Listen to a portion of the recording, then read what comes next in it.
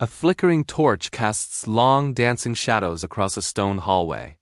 The air is thick, heavy with the suffocating heat of a Mesopotamian summer. Inside the royal palace of Babylon, a man is dying.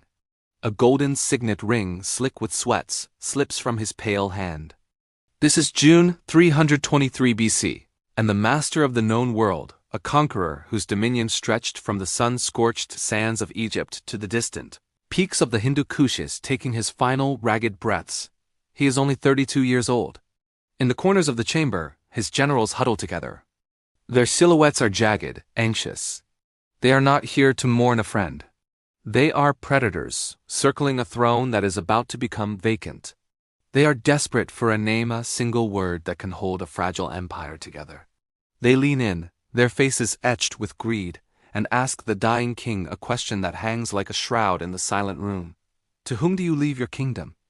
Alexander's eyes, clouded by fever, flicker open. He raises a trembling hand, a final monumental effort.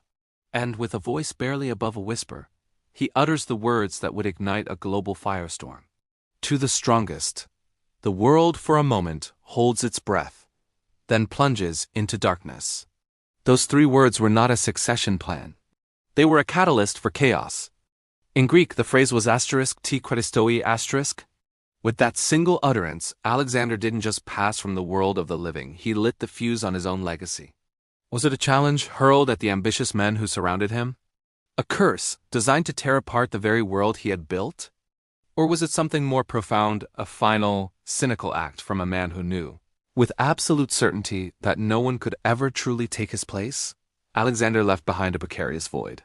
He had no clear heir. His wife, Roxana, was pregnant, but his son was not yet born. His half-brother, Philip Aridaeus, was considered mentally unfit to rule.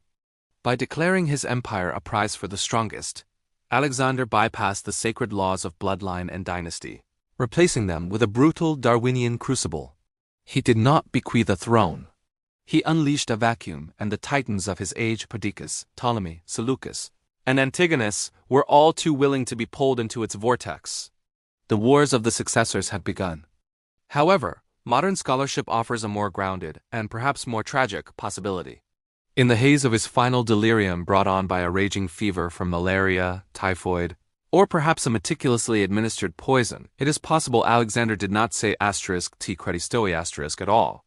A subtle shift in pronunciation, a single misheard syllable, could have altered the destiny of nations. What if he had actually said *t Craterus to Craterus? Craterus was his most experienced and trusted general, a man of immense loyalty and authority, at that very moment leading tens of thousands of veteran soldiers back to Macedonia. The difference is a whisper, yet the consequence is a chasm. If the generals, in their feverish ambition, simply misheard him, or more chillingly, chose to mishear him, it was a lie that reshaped the course of Western civilization.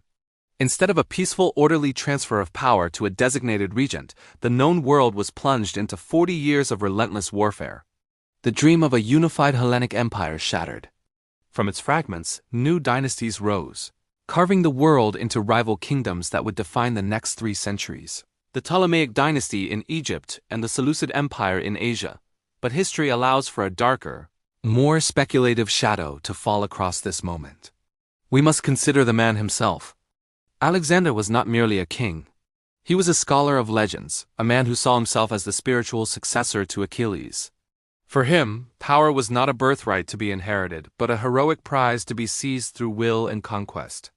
What if his final words were not a mistake, but a calculated masterpiece of posthumous vanity?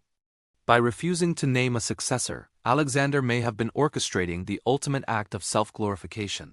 He knew that if his generals tore his empire apart fighting over its corpse, no single victor could ever stand tall enough to eclipse his shadow. He wasn't looking for a king to follow him.